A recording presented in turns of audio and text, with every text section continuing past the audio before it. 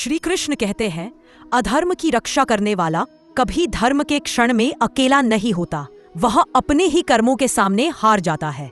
आज की कहानी कर्ण का अंतिम युद्ध। सूर्यपुत्र की दिल दहला देने वाली कहानी। कुरुक्षेत्र के युद्ध का 13वां दिवस। सूरज ढलने को था और हवा में मौत का सन्नाटा गूंज रहा था। हर तरफ घायल सैनिकों की चीखें, टूटते रथों की आवाज और उड़ती धूल, जैसे पूरा युद्धभूमि किसी अनकहे अंत की ओर बढ़ रहा हो। लेकिन उस शाम की कहानी इतिहास में सबसे अद्भुत क्षण बनने वाली थी। कर्ण घमासान युद्ध के बीच अर्जुन से लड़ रहा था। दोनों के बाण आकाश में टकराकर आग की चिंगारियां बना रहे थे। युद्ध इतना उग्र कि हवा भी थरथरा जाए। अचानक कर्ण का रथ एक जोरदार झटका खाकर कीचड़ में धंस गया। घोड़े हिनहिनाए, रथ चालक घबरा गया और कर्ण क्षण भर के लिए स्थिर हो गया।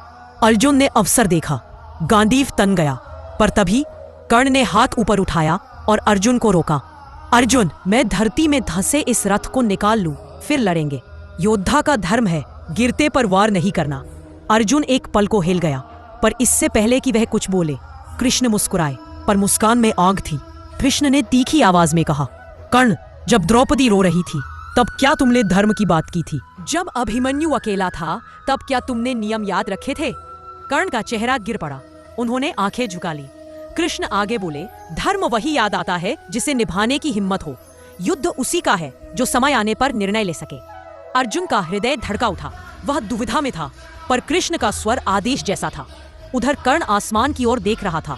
सूरज डूब रहा था और कर्ण जानता था उसकी शक्ति सूर्यास्त के साथ खत्म हो जाती है। उसने मन ही मन पुकारा, देव, कम से कम समय रोक दीजिए, सम्मानपूर्ण मृत्यु की दया दीजिए। और उसी क्षण आकाश में एक दिव्य प्रकाश फैला, जैसे सूरज एक क्षण के लिए थम गया हो। सैनिकों ने आश्चर्य से आसमान की ओर देखा। कर्ण के चेहरे पर हल्की मुस्कान आई। आज भी सूर्य अपने पुत्र के लिए रुक गया था। इतिहास का सबसे भारी तीर कृष्ण ने अर्जुन की ओर देखा। उनके शब्द धीमे पर तलवार जैसे थे। अर्जुन, यह क्षण सिर्फ तुम्हारे नहीं, इतिहास के निर्णय का है। यह वार अधर्म के अंत का होगा। अर्जुन ने आंखें बंद की, एक गहरी सांस ली और गांडीव का सबसे प्रचंड बाण छोड़ा। बाण हवा को चीरता हुआ गया और कर्ण के हृदय में समा गया। एक पल में सन्नाटा।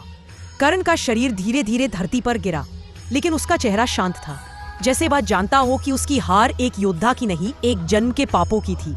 कथा कहती है, उस युद्ध भूमि पर सिर्फ एक शरीर नहीं गिरा था, उस दिन गिरा था सभ्यता का सबसे महान दानवीर।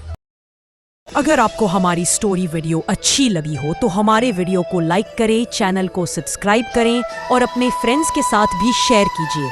और कमेंट में बताइए कि कैसी लगी आपको ये स्टोरी। धन्यवाद।